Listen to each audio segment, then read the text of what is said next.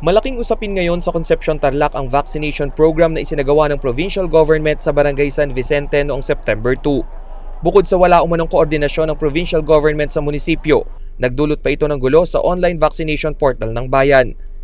Pero ang girian sa pagitan ng mga namumuno sa lugar umabot na rin sa online platform. Ayon kay Governor Susan Yap, priority nila sa programang barangay bakunahan ang mga lugar na may mataas na kaso ng COVID-19. Ang Concepcion po ay number 3 sa pinakamaraming infection, pinakamaraming cases ng COVID sa buong probinsya. Ang unang-una dyan sa inyo ay ang Barangay Alfonso, sumunod ay ang Barangay San Nicolas Balas. Pero agad nilinaw ni Mayor Andy Lacson ang naging pahayag ng gobernadora hinggil sa mataas na kaso ng COVID-19 sa Barangay San Nicolas Balas. Ang Barangay San Nicolas Balas po ay hindi po number 2 sa listahan ng maraming cases sa Concepcion. Bagkus ito po ay nasa number 13.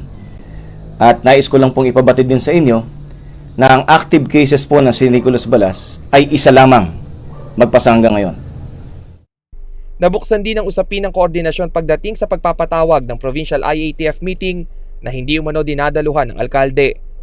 Mayor Andy, if in terms of coordination, alam nyo naman ilang beses na kami nagpapatawag ng mga meeting sa Capitol, sa IATF, sa LMP, pero I think you have not attended any of this.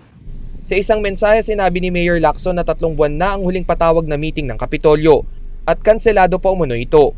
Kung may mga COVID response meeting, always present din umano ang mga health officer ng bayan. Sa huli, umaasa ang parehong kampo na maging isa ang COVID Response Action Plan upang taong bayan ang lubusang makinabang at agad na makamit ang herd immunity. Ang objective natin, maproteksyonan ang mga kababayan natin, lalong-lalo na yung most vulnerable. Ayusin po na muna natin itong malaking problemang hinaharap ng ating mga kababayan. As of September 6, 151,068 na ang bilang ng fully vaccinated sa buong lalawigan. Higit 1 milyon ang target na mabakunahan para makamit ang herd immunity. Samantala, 2,296 na ang binabantayang aktibong kaso ng COVID-19 sa buong Tarlac.